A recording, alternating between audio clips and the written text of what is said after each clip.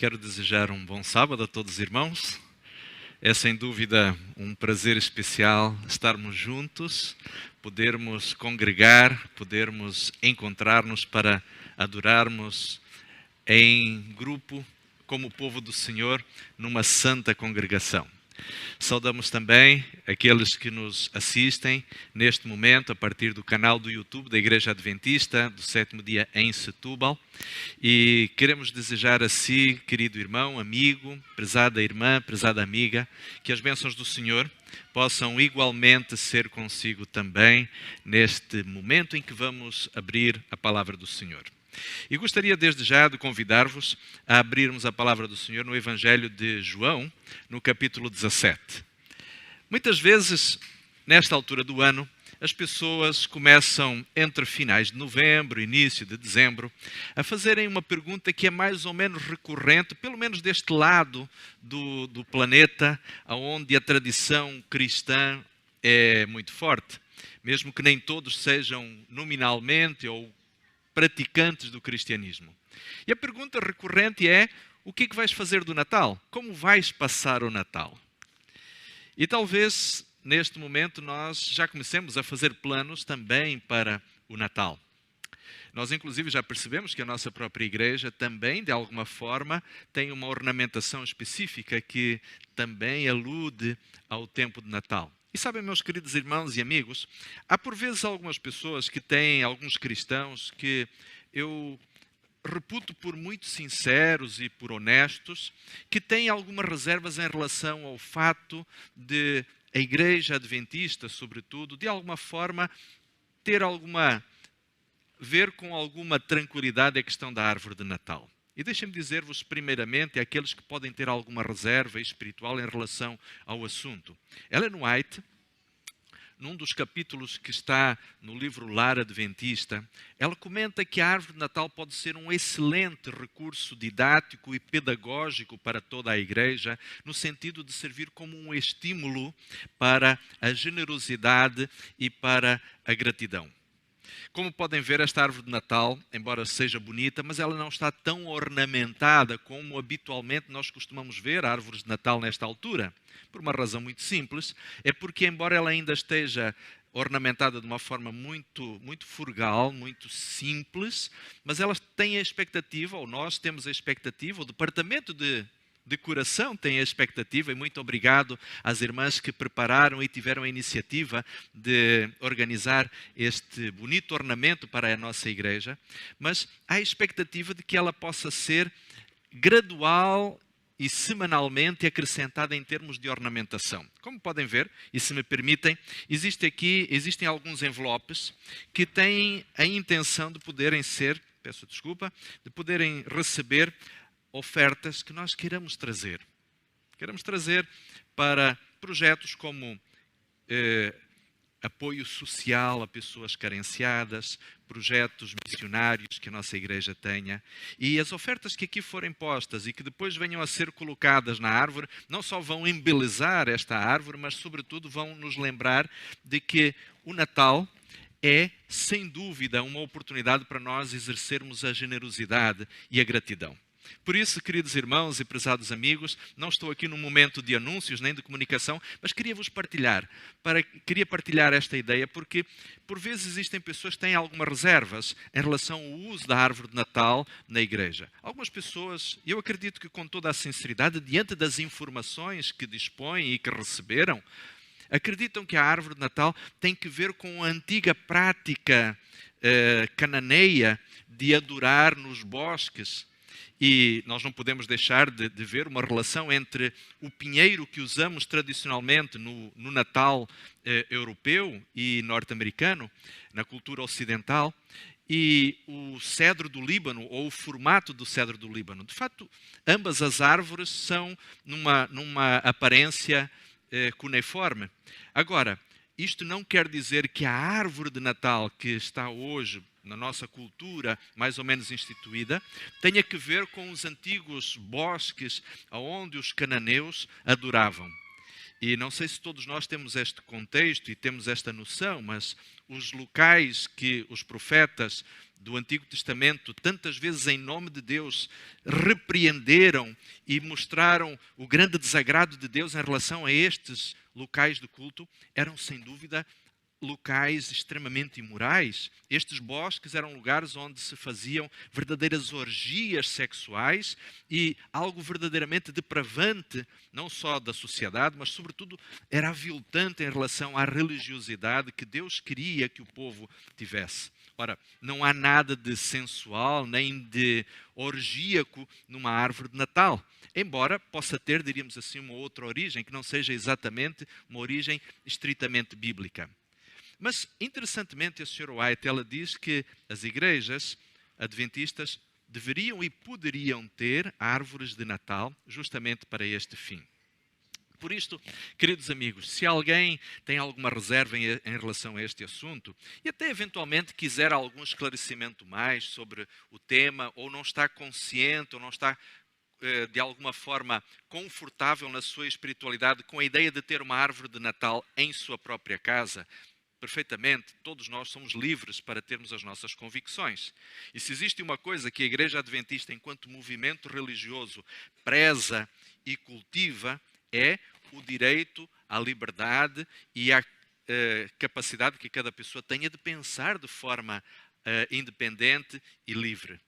Contudo, a motivação que nos leva hoje a termos este ornamento na nossa igreja é, sem dúvida, um aspecto didático e pedagógico. Um incentivo, um lembrete a todos nós a sermos verdadeiramente generosos e gratos ao Senhor por tudo aquilo que Ele tem feito.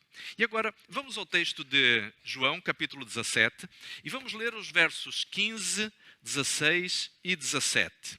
Evangelho de João, capítulo 17. Vamos ler então estes versículos que, de alguma forma, servem como contexto para a nossa meditação, na qual iremos falar justamente quais são os planos que um cristão adventista deveria fazer para a celebração da quadra que se aproxima. No Evangelho de João, capítulo 17, verso 15, diz assim: Jesus, orando em favor dos seus discípulos, dizia: não peço que os tires do mundo, mas que os livres do mal. Não são do mundo, como eu do mundo não sou. Santifica-os na verdade. A tua palavra é a verdade. Reparem uma coisa muito interessante, que Jesus, desde o início do cristianismo, ele de alguma forma transmitiu aos seus discípulos algo que hoje foi celebrizado ou concretizado em certo sentido numa expressão que é muito usada dentro da Igreja Adventista, que é o conceito do centro de influência. Jesus queria, Jesus desejava, Jesus incentivou os seus discípulos a serem cada um deles um centro de influência. Jesus disse: vocês não são do mundo, mas também não peço ao Pai que vos tire do mundo, porque é efetivamente no mundo que vocês poderão fazer a diferença. Vamos dar uma olhada numa outra afirmação que Jesus fez, que se encontra esta no Evangelho de Mateus, no capítulo 5. Evangelho de Mateus, capítulo 5, e nós vamos ler a partir do verso 13. Mateus, capítulo 5, verso 13. A partir do verso 13, Jesus vai apresentar duas analogias. Ele vai apresentar a imagem do sal da terra e da luz do mundo.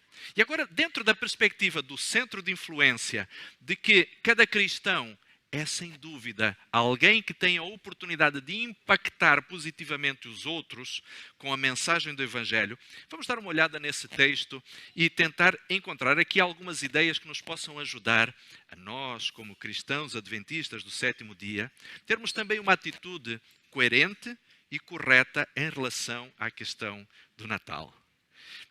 Diz assim Mateus, relatando as palavras de Jesus: vós sois o sal da terra. Se o sal for insípido, como há de salgar? Para nada mais presta, senão para ser lançado fora e pisado pelos homens. Vós sois a luz do mundo. Não se pode esconder uma cidade edificada sobre um monte, nem se acende a candeia e se coloca debaixo do alqueire, mas no velador, e dá luz a todos os que estão na casa. Assim, diz Jesus, resplandeça a vossa luz diante dos homens, para que vejam as vossas boas obras e glorifiquem o vosso Pai que está nos céus. E agora notem uma coisa muito interessante neste texto. Jesus, além de apresentar a imagem do sal da terra e da luz do mundo, Jesus vai dizer que assim brilha a vossa luz diante dos homens, para que verdadeiramente eles confirmem que vocês pertencem ao Deus que vocês dizem seguir. Todos nós nos lembramos daquelas palavras que Jesus, em João capítulo 13, verso 35, disse certa vez aos seus discípulos. Na verdade, no verso 34, ele começava por dizer: deixo-vos um novo mandamento. Um novo mandamento vos dou, que vos ameis uns aos outros. E de que forma? Que vos ameis uns aos outros na mesma medida em que eu vos amei. E se vocês se amarem uns aos outros desta forma, de forma autêntica, de forma genuína, as outras pessoas verão que verdadeiramente vocês são o quê? Meus discípulos. Ou seja, não existe nada que mais eficazmente testemunhe a favor do Evangelho do que o afeto e o amor dos cristãos uns para com os outros. E desta forma, então, reparem, é neste contexto, de alguma maneira, que o Senhor nos convida, nós, cristãos adventistas da Igreja de Setúbal, em pleno século XXI, no ano de 2021, nos convida a celebrarmos esta quadra natalina. Mas talvez alguém esteja a perguntar: ok, pastor, mas não sabemos nós que Jesus não nasceu no dia 25 de dezembro? Sim, é verdade. E se sabemos disso, por que então celebramos o Natal? Bem, o conceito é exatamente este, é aquilo que Jesus nos estava a dizer. Ou seja, nós estamos no mundo, mas servimos também como um centro de influência. Na realidade, então, a pergunta era: por que então celebramos o Natal nesta altura? Para fazermos efetivamente a diferença. Para fazermos a diferença ajudando o mundo, a sociedade onde nós estamos inseridos, a poder perceber qual é o verdadeiro espírito do Natal. E eu gostaria de convidar-vos a nós meditarmos de forma muito breve, de forma muito prática, sobre 7 sugestões que o Senhor nos apresenta para podermos vivenciar o Natal de uma forma verdadeiramente adventista. Vamos à primeira epístola do apóstolo Paulo, a 1 Coríntios capítulo 10, verso 31. Este é um texto que todos conhecemos, talvez até o simples fato de o citar, ou de citar a sua referência, para muitos de nós já estejamos a recordar as palavras que ali são ditas. Mas eu gostaria de vos convidar a lermos o capítulo 10 de 1 Coríntios 10, 31 e 32. E diz então assim: portanto, quer comais, quer bebais, ou façais qualquer outra coisa, fazei tudo isto para a glória de Deus. E o verso 32 diz: portai-vos de modo que não deis escândalo nem aos judeus, nem aos gregos, nem à igreja de Deus. No contexto em que Paulo escreveu aos Coríntios, havia, diríamos assim, um conflito latente muito sério entre cristãos de origem judaica e cristãos de origem gentílica. E este conflito muitas vezes fazia com que aqueles que tinham uma tradição judaica entendessem que os novos crentes, que os novos seguidores de Jesus, deveriam eles, mesmo vindos do paganismo, ser submetidos a todos os rudimentos das práticas religiosas judaicas. Porque entendiam estes chamados judaizantes que, se Jesus tinha vivido como um judeu, se Jesus era judeu, se os cristãos guardavam o sábado, se a maioria dos cristãos até então eram de origem judaica, então o cristianismo era uma extensão do judaísmo. E por isto, todas as coisas que valiam para os judeus deveriam ser aplicadas aos cristãos. Só que Paulo e outros cristãos começaram a perceber que algumas destas regras, alguns destas formas de pensar traziam mais distorção à essência do Evangelho do que propriamente, efetivamente, traziam algum esclarecimento aos ensinos que Jesus tinha trazido ou que tinha apresentado ao mundo. Contudo, o apóstolo Paulo diz justamente aqui, nestes versículos que acabamos de ler: vocês quer comam, quer bebam, ou façam qualquer outra coisa, seja tudo para a honra e glória do nome de Deus. E que não cause distração, nem confusão, nem contenda na cabeça, tanto daqueles que são do grupo A, do grupo B, do grupo C, da facção Y, procurem ser, sobretudo, conciliadores. E reparem que uma das coisas interessantes que Jesus procurou fazer ao longo da sua vida foi tentar conciliar. Quando nós vamos a Lucas capítulo 19, verso 10, encontramos Jesus a dizer ali basicamente o seguinte: eu vim ao mundo para salvar aqueles que estavam perdidos. Não importa se estavam perdidos no meio de uma religião fracassada, ou se estavam perdidos no meio das drogas. Não importa se estavam perdidos no meio de uma família desestruturada, ou se estavam perdidos no meio de uma vida de prostituição. Jesus veio para salvar, veio para agregar, veio para reunir, veio para arrebanhar. Agora, reparem no seguinte. Vamos então à questão justamente da celebração do Natal. Eu gostaria então de partilhar convosco, como vos dizia, estes sete princípios ou 7 sugestões de como nós poderíamos, como cristãos, verdadeiramente ser um centro de influência positivo àqueles que estão, neste momento, a preparar-se para viver as festas do final de ano. Primeira ideia, sejamos generosos. O Natal muitas vezes acaba por ser um festival ao egoísmo. E nós somos convidados, até pelo exemplo que Jesus nos deixou há cerca de 2000 anos atrás, quando veio ao mundo, nascendo num contexto completamente desvantajoso. E meus irmãos e amigos, nós só vamos entender quão terrível, quão devastador foi para Jesus nascer no nosso planeta, frio, descaracterizado, vazio de luz e de bondade. Só vamos entender isto quando estivermos com Ele no céu. Só vamos perceber quão áspero e hostil é este planeta, neste momento. E quão terrível foi para Cristo deixar o conforto do centro do universo, onde a paz, o amor, a harmonia imperava, para vir a este planeta terrível, caótico, maculado pelas consequências do pecado. Por esta razão, o Natal deveria nos inspirar a uma atitude de profunda generosidade. Meus queridos amigos, pensem em separar Esta é uma altura boa em que muitos de nós, por vezes, estamos a receber uma fatia considerável acrescida aos nossos rendimentos. Façam planos com Deus para separar uma parte dos recursos que o Senhor está a pôr na vossa mão para ajudar outras pessoas. E não apenas pensem nesse orçamento ou neste valor acrescentado para gastarem de forma dissoluta na satisfação de vaidades ou de egoísmo. Pense em outras pessoas. Pense que existem neste momento muitas pessoas que estão a passar por dificuldades financeiras, por dificuldades materiais. E que se você, querido irmão e prezado amigo, estiver na disposição de, ainda que você tenha as suas próprias dificuldades, mas pôr de parte um pouquinho, este pouco poderá ser uma bênção para outras pessoas. Mas mais ainda, aos olhos de Deus.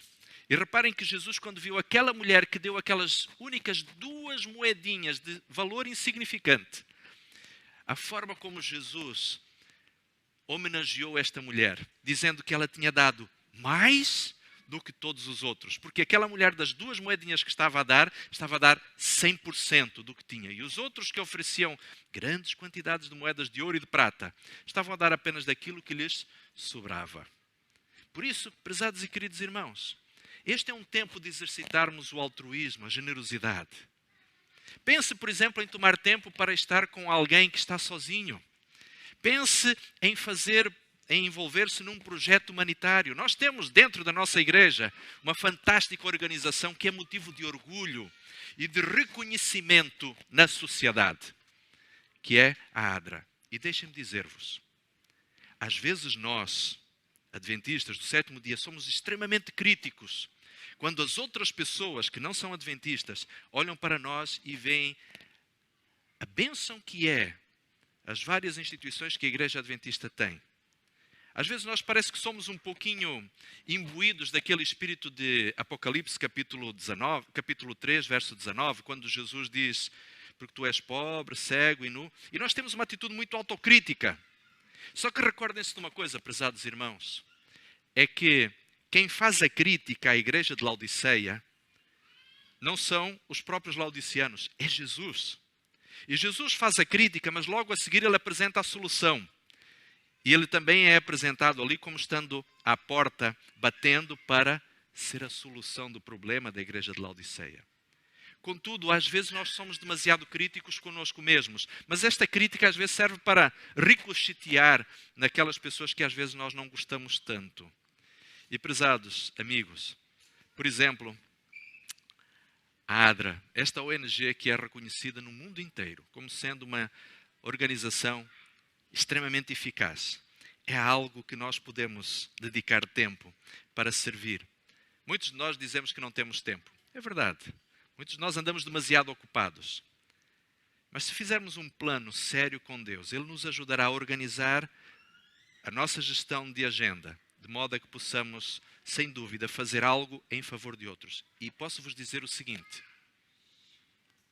posso-vos garantir isto, que ao podermos ajudar uma instituição como a nossa delegação da ADRA, sem qualquer orgulho ou vaidade, posso dizer que é uma das mais ativas do país, nós teremos a bênção de poder ver quão felizes nós podemos ser por ajudar outras pessoas. Façam essa experiência. Há quase 5 anos que venho desafiando esta igreja a 2 coisas. A dar estudos bíblicos e a experimentar a bênção de dar estudos bíblicos e a fazer trabalho missionário e fazer trabalho voluntário e a experimentar a alegria de fazer trabalho voluntário. Queridos irmãos e amigos, experimentem isso. Vão ver que a vossa vida espiritual vai ser preenchida de adrenalina. Faça a experiência e depois conversamos. Seja generoso. Tome tempo para fazer algo diferente em favor dos outros e não esteja apenas centrado na sua própria vida. Quando nos centramos nas nossas próprias preocupações, nas nossas próprias necessidades, nós acabamos por murchar, por diminuir, por de alguma forma sentir-nos esvaziados. Segunda dica que gostaria de partilhar com os irmãos. A segunda é: dê presentes significativos. Meus prezados, dar presentes caros nem sempre é sinal de relevância ou de importância. Dê presentes que ajudem o presenteado a ir para o céu. E só vos lembrava uma coisa muito simples. Deus não dá aos seus filhos nada que possa redundar na sua perdição. Já pensaram por que tantos de nós talvez não tenhamos uma conta bancária tão grande como gostaríamos? Não é por falta de trabalho, não é por falta de dedicação, não é por falta de levantarmos cedo e sermos honestos e trabalhadores, mas é porque talvez se fôssemos ricos ou mais abastados, estaríamos a receber da parte de Deus algo que redundaria na nossa perdição. E porque Deus nos ama demais para nos dar coisas que possam resultar na nossa perdição, nós podemos usar esse elemento como uma referência para nos ajudar a pensar na forma como vamos presentear aqueles a quem queremos mostrar o nosso afeto. A Sra. White tem alguns conselhos muito interessantes. Estudem esses assuntos, estudem aquilo que a Sra. White fala sobre isso, como o que dar de presente. Ela fala de coisas, dá ali dicas muito interessantes. Eu não as vou citar porque gostaria que hoje à tarde cada um de nós pudesse, no seu aplicativo de telemóvel, onde você pode ter acesso aos escritos de Ellen White, dar uma pesquisada sobre isso. E vão encontrar dicas muito interessantes e que certamente não vão ser tão onerosas assim ao seu orçamento. Terceira dica, sejamos comedidos nos gastos. Meus queridos, isto não tem que ver apenas com as questões relacionadas com a saúde orçamentária. Tem que ver também com o bom senso e sobretudo, com o testemunho que damos. Meus queridos, não importa quão capaz seja a sua condição financeira, mas estamos ainda no mês de novembro. E certamente muitos de nós ainda vamos começar a trabalhar seriamente nos preparativos para a celebração em família do Natal. Façam com Deus projetos para enxugar gastos. não gastar em excesso, porque talvez, esta possa ser uma forma de nós louvarmos melhor ao Senhor também. Quarta dica que partilharia com os irmãos tem que ver com o fato de nós não nos esquecermos que somos adventistas do sétimo dia. E por que isto? Um cristão normal, quando olha para o Natal, pensa no passado. Há 2000 anos atrás, quando Jesus nasceu em Belém. Mas nós, como cristãos adventistas que esperamos o regresso de Jesus, nós não precisamos olhar apenas para o menino Jesus, mas para o Rei glorioso que haverá de vir. Amém? Amém. Ou seja, a nossa perspectiva do Natal não deveria ser olhar para trás, mas sim para o futuro. Até porque estamos muito mais perto do futuro, da concretização do plano de salvação que se iniciou com o nascimento de Jesus há 2000 anos atrás, do que propriamente com o projeto ou com o evento que desencadeou este processo. E agora reparem, quão bom, quão interessante seria se nós como cristãos, não nos esquecendo da nossa própria identidade cristã, nós não nos esquecêssemos ou nós aproveitássemos todas as oportunidades para falar com as pessoas com quem estamos a respeito do nascimento de Jesus. Esta é uma ocasião importante, é uma ocasião única. Temos uma oportunidade em que as circunstâncias nos abrem, portanto, facilmente a possibilidade de falarmos sobre Jesus. Permitam-me só contar-vos uma experiência pessoal. Alguns anos atrás, dei-me conta de uma dolorosa e espinhosa tarefa que o ministério pastoral muitas vezes coloca diante de um obreiro, que é o de ter que acompanhar famílias em situações fúnebres. E digo-vos que sempre foi doloroso para mim estar com uma família que se despede de um parente, de um amigo, de alguém que lhe é querido. Mas Deus um dia ajudou-me a perceber que um funeral é uma oportunidade única, em que as pessoas estão ali, estão abertas para ouvir aquilo que talvez elas nunca mais ouviriam na sua vida em relação à mensagem de salvação que Deus tem para elas. E de lá para cá, digo-vos, tenho dolorosamente acompanhado muitas famílias, mesmo com dor pessoal. Mas tenho entendido que é um grato privilégio da parte do Senhor falar a estas pessoas de coração enlutado sobre a fantástica mensagem da ressurreição e da salvação em Jesus Cristo. Por isso, queridos irmãos e amigos, não podemos perder oportunidades que se abrem diante de nós, que se escancaram diante de nós, e o Natal é uma delas. O Natal não é um funeral, pelo contrário, longe disso, mas é uma oportunidade. É uma oportunidade de nós passarmos do menino inocente nascido em Belém para o Jesus Rei glorioso que está para voltar. Esta é uma oportunidade. Não percamos esta oportunidade. Usemo-la, aproveitemo-la. Queridos irmãos e amigos, uma outra coisa muito importante, uma quinta dica que partilharia convosco. Sejamos temperantes. Sejamos temperantes no comer, sejamos temperantes no uso do tempo, nas formas de lazer, nas questões ambientais. Pois, porque o dia 25 ou o dia 26, muitas vezes, são dias em que os caixotes do lixo estão a abarrotar, não só porque não se faz a recolha do lixo urbano, mas porque as pessoas jogam imensas quantidades de material que depois o nosso próprio ambiente não consegue reciclar. Tenhamos em conta isto.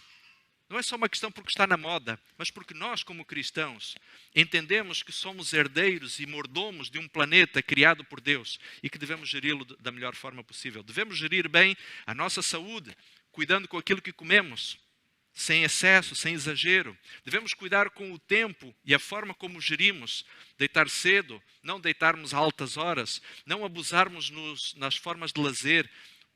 Podemos muitas vezes dar um testemunho àquelas pessoas que estão conosco através justamente da forma equilibrada e generosa com que fazemos uso justamente dos recursos com temperança, com bom senso, com equilíbrio. Uma outra ideia ainda que gostaria de partilhar com os irmãos é atenção aos limites do sábado. Este ano, o dia 25 é um sábado e o dia 24, por inerência, é uma sexta-feira. E não sei se os irmãos sabem, mas na sexta-feira, no nosso fuso horário, o pôr do sol será às 17h20. E muitas vezes os afazeres de uma preparação, de uma festividade como esta, podem nos fazer deixar os limites do sábado um pouco esquecidos. Queridos irmãos, tenhamos em atenção isto. Uma das coisas que fez do povo judeu um povo precavido e cuidadoso, que sabe antecipar os problemas e as dificuldades e preparar-se para os momentos difíceis, foi o fato de que o exercício mental que eles fazem semanalmente para organizarem a preparação para a celebração do sábado. É porque o dia de preparação, embora na Bíblia ele seja mencionado como sendo a sexta-feira, ele não é o dia de preparação total. É porque a preparação começa naquilo que nós conhecemos como domingo, segunda, terça, quarta, quinta, sexta, e no sábado, e na sexta-feira, fazem-se apenas as pontas que ficaram soltas. Por isso, queridos irmãos e amigos, tenhamos em atenção isto também. É um motivo de testemunho a forma como nós guardamos os limites do sábado.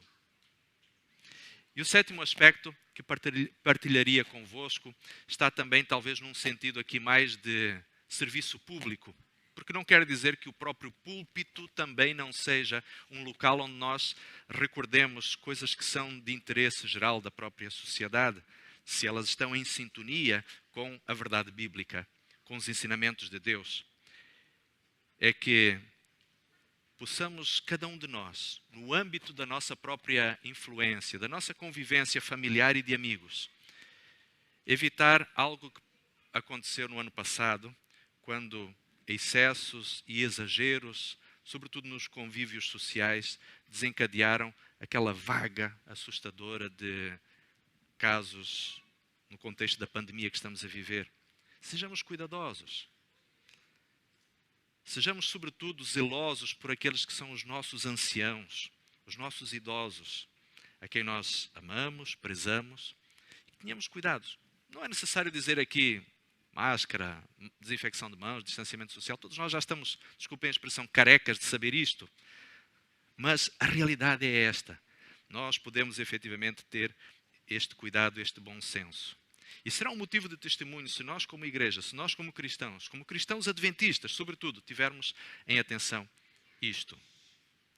E lembrar ainda uma outra questão.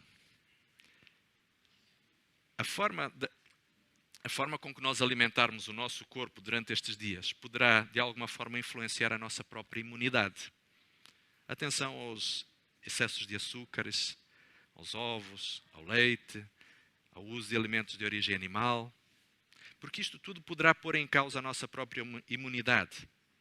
Talvez não existam estudos, e eu não tenho nenhuma pretensão científica ao fazer esta chamada de atenção, mas quem sabe, existe uma relação entre a imunidade que foi atirada abaixo por conta de muito que se comeu no Natal e a incidência tão forte, tão marcante da doença como vivemos no Natal passado.